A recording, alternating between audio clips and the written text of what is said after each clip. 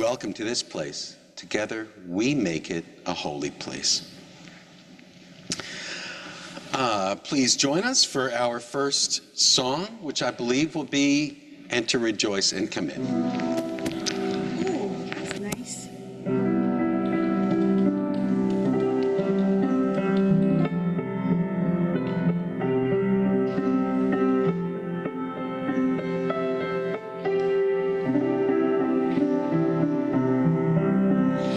Enter, rejoice, and come in.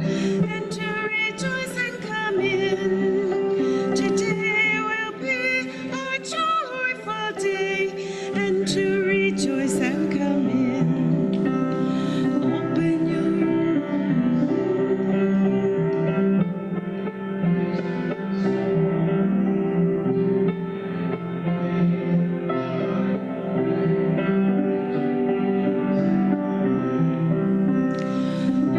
your hearts, everyone.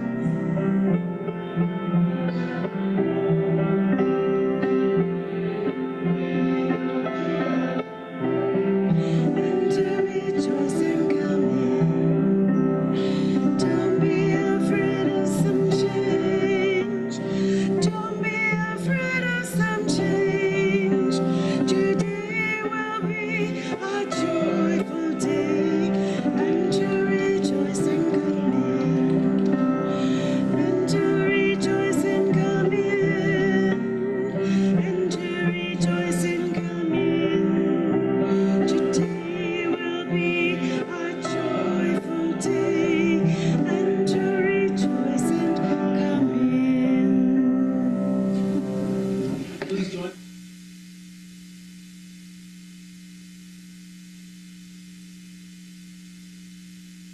Check 1, 2.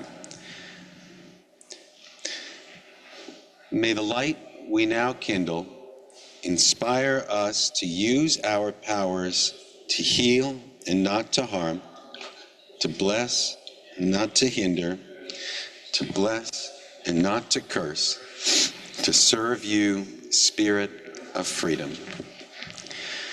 Our responsive reading today will be number 651 in the back of the hymnal. Number 651.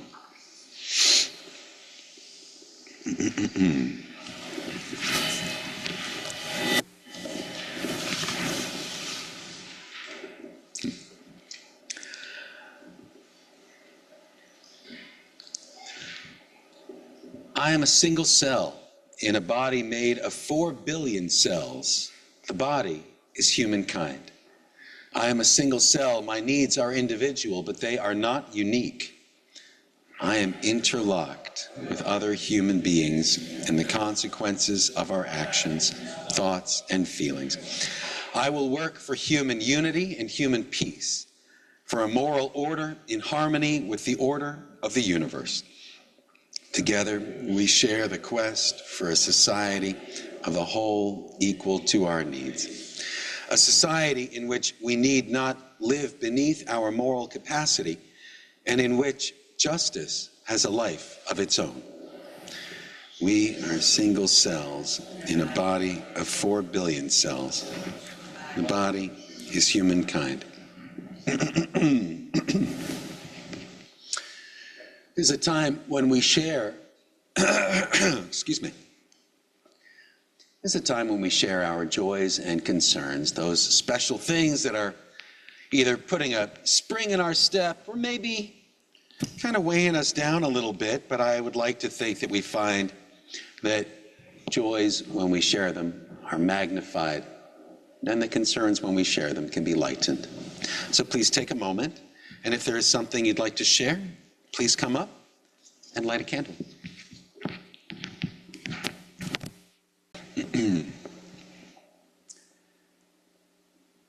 There is so much that needs to be said right now. So many things that are pertinent and significant, maybe even something magnificent. I can't think of any examples. But in a vast universe of possibilities, there must be something magnificent going on right now. That's right. I like that example. There is a lot to say about what's going on in the world and in this country and in this community and in my intestines. But I don't feel like talking about any of that, and deep down, you don't feel like hearing me say it either. I truly believe that just as there are wackos spreading misinformation and hate, there must also be good people spreading truth and compassion. And I hope that you have heard them say relevant things. Today, I feel like talking about elephants. I even thought about titling today's message, Irrelevant. But I couldn't decide how to spell that in a way that the pun could blossom in the reader's brain with just the right comic timing.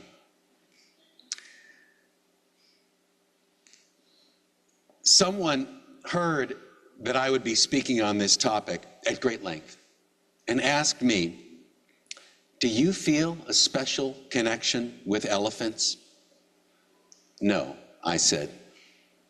And when a heavy pause got a bit uncomfortable, I tried to reignite the conversation with a question.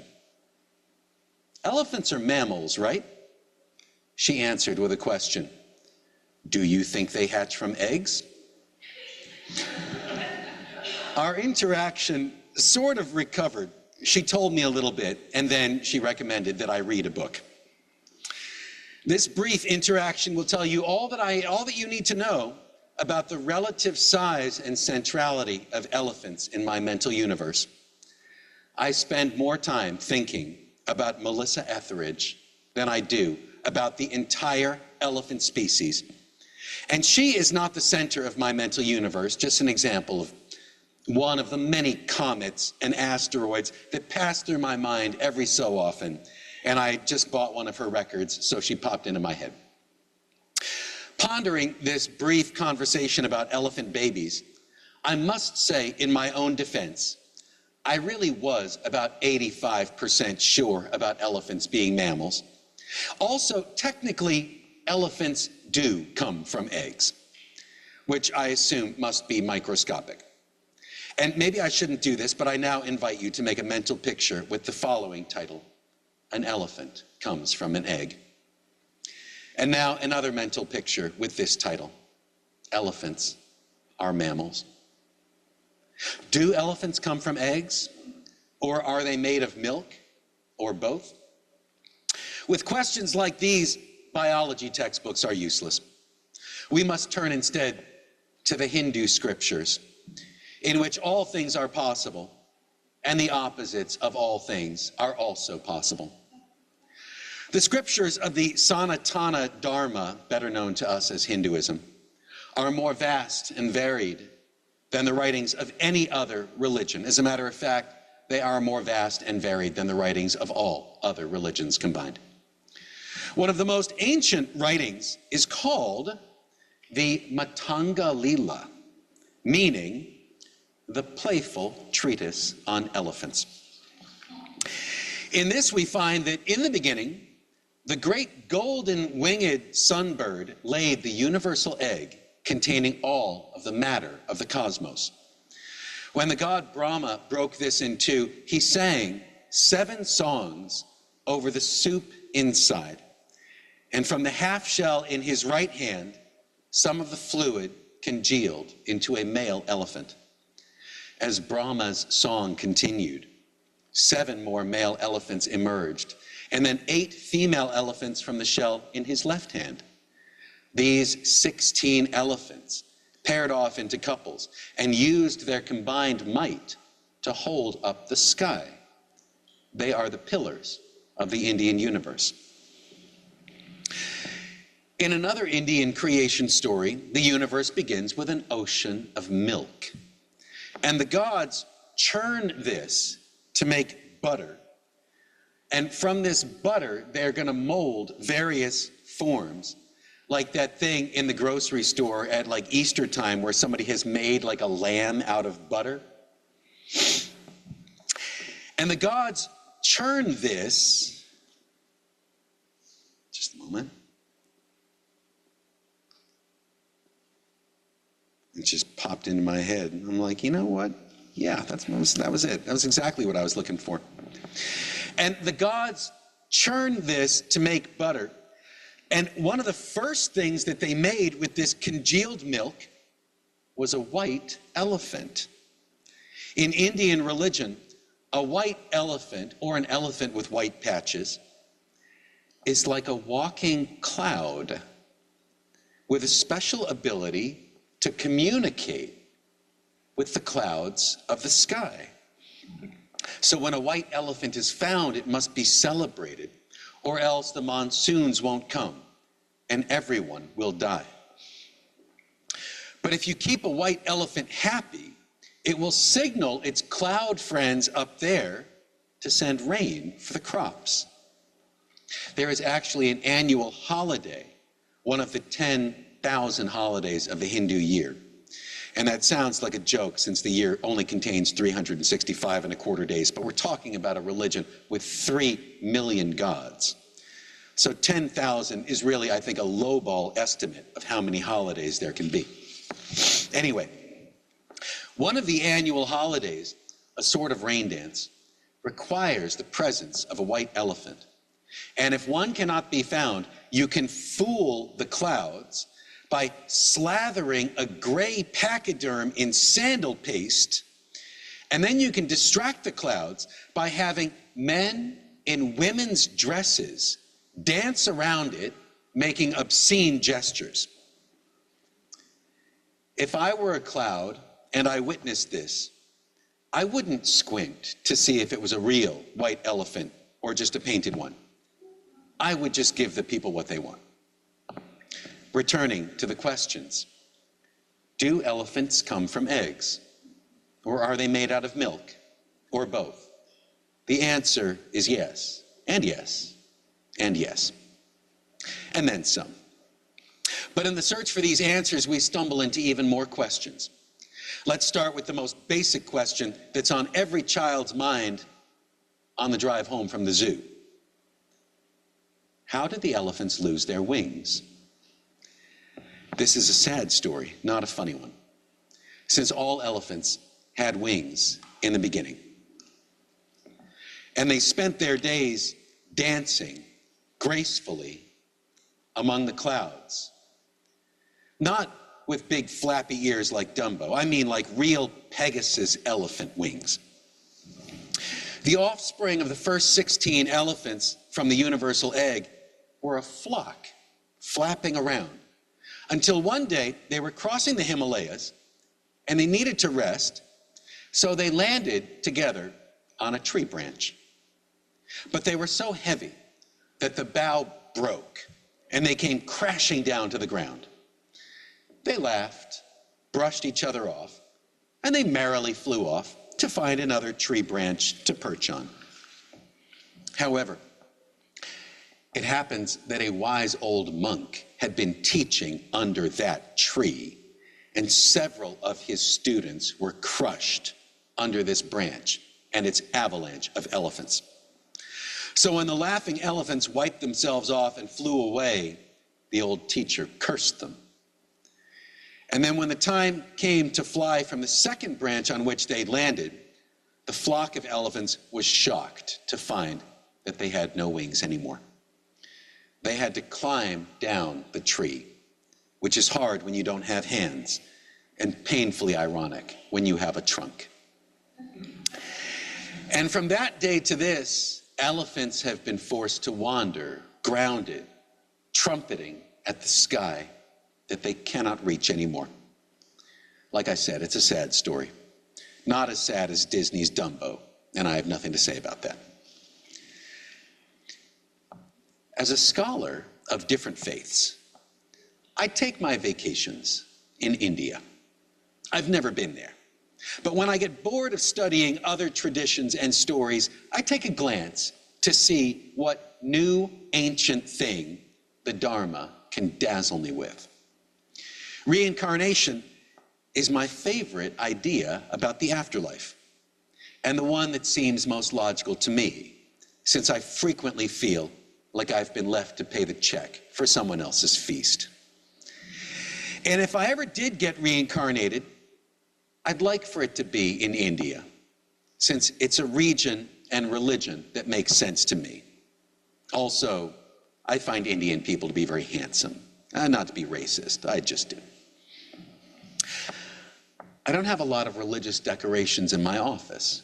Like when I sit down to write about all religions, there's almost no religious stuff in front of me. There's a poster of the Egyptian pyramids, and the front window screen of my computer is a picture of the pyramids. And there's also this little mini statue of the pyramids on my turntable. The pyramid thing started because I'm a Pink Floyd fan. The poster came with my record of The Dark Side of the Moon.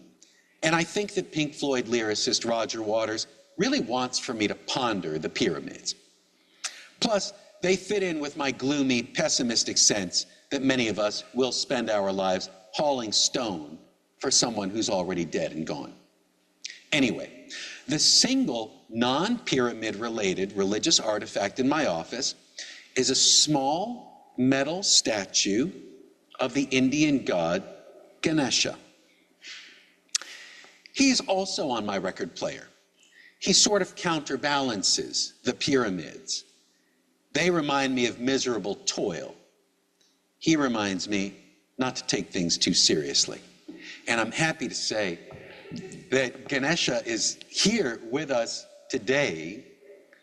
Patty brought him so he could sit on the piano. And, you know, part of the reason I could not be a Christian minister is that if anybody ever put me in charge of a church, the very first thing we would do is we would have a fundraiser to put like a 5-foot Ganesha next to Jesus on the cross. Like, if I would say to these people, listen, you wackos, we can have like the suffering man on a cross only if Ganesha is on one side and the Venus of Willendorf is on the other.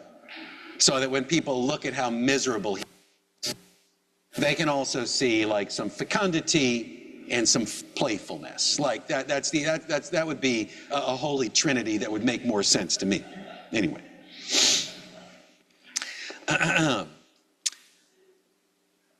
As a matter of fact, I mean, you know, well, not to tell us what to do, but like I would love to just come in here some Sunday morning and just find Ganesha, you know, and say like, yes, this is part of our Unitarian Universalist heritage, but there's no pressure. Ganesha is the good-natured god of prosperity.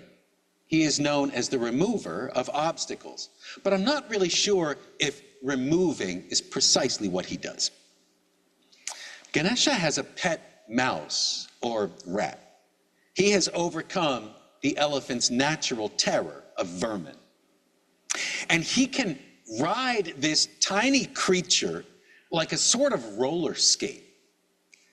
The mouse, I've read, represents tricky problem solving. Because for a mouse, there's food in the house, and this little critter will find a way to get it regardless of the many dangers, toils, and snares. But some difficulties cannot be navigated through stealth, speed, and acrobatics. And when it comes to these problems, Ganesha is an elephant. He can stampede and trample his way through obstacles. Or better yet, being a polite, playful, kind of pudgy guy, he can probably charm his way through. I like Ganesha. He makes sense to me. The pyramids make me think of working to pay for good times that were had by a dead man. And Jesus on the cross makes me think of some other guy in the past prepaying for me to have a good time, but wanting me to feel really guilty about it. And then I go to an Indian restaurant, and I see Ganesha standing next to the cash register, smiling at me. I had a good time eating the food, and now I can pay for it. And I want to, so that the hardworking cooks and servers, so that they can afford to go have a good time. Good times are had, bills are paid, the universe is in balance, and we all get on with our lives. And you should always remember to tip the full 20% at an Indian restaurant, or else you might be reincarnated as a dishwasher for the next 100 lifetimes. Of course, that's an oversimplification. Anything under 20,000 pages is an oversimplification of the Dharma. The obstacle is karma. The solution is karma. It's complicated. But at least we've got Ganesha to remind us that a 10,000-year snakes and ladders game of karma can also be fun. As to the question of whether the elephant-headed Ganesha was born from eggs or milk, it seems like such a simple question. But in the vast and various realm of Indian mythology, there's always some interesting twist. The radiant goddess Parvati, one story goes, wanted the bathroom to herself, but her husband Shiva was always barging in without knocking. So the goddess got this idea. She rubbed her body down with dust, which mixed with her sweat, and then she kind of clumped it off and molded this shape of a little guy. He was an ordinary looking guy. And she named him Ganesha, meaning guardian. Then Shiva came thundering home and went straight for the bathroom. He was in a real hurry. But this little guardian wouldn't let him through. Shiva threw a whole army of demons to attack him. But this dutiful little dirt-clod guardian fought them all off. So he stormed off and told his brother Vishnu, who laughed and agreed to help. Vishnu created a vision of a maiden so statuesque, like ancient Indian statuesque, that the guardian turned to stare at her, and when he was distracted, Vishnu chopped his head off.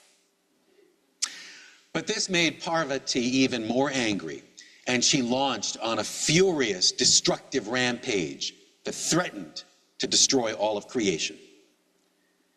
Shiva had to think and act fast.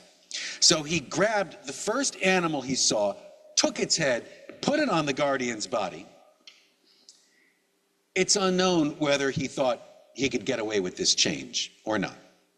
But surely Parvati would have noticed that her handsome little guy now had the head of an elephant. The elephant looks as different from the human as you can possibly get while still coming from the same planet. And Ganesha occupies a unique space in between.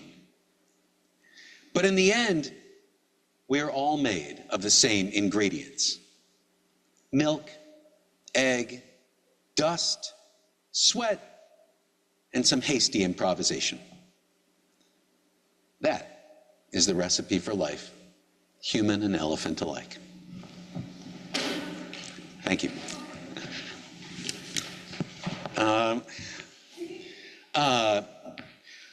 We continue with our next song.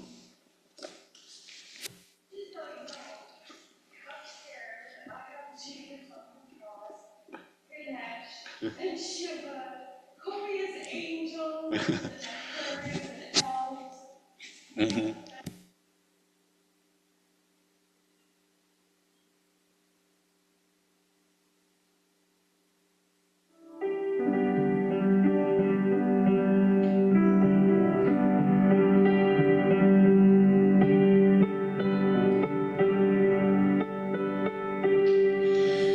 Love will guide us, peace has dried us, hope and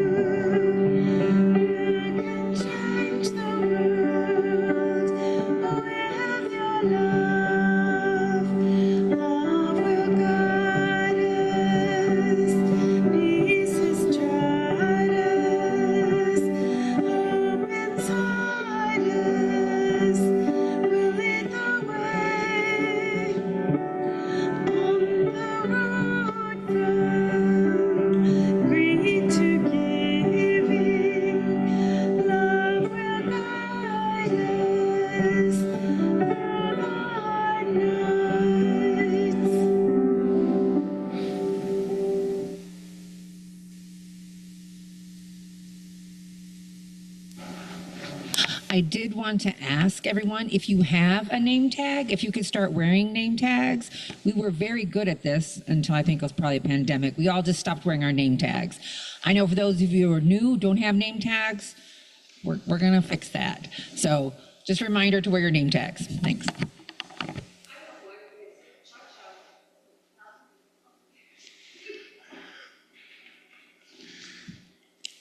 Good. And I am excited to announce that in about a half hour, I will be leading an adult education session, and we're going to look at what the Bible tells us about women in early Christianity. And I think that, I think this may surprise us. I think it may be different from what we imagine. So I'm excited to share that.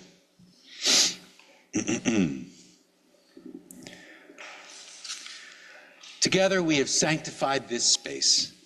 If you have found strength and comfort here, share some out there.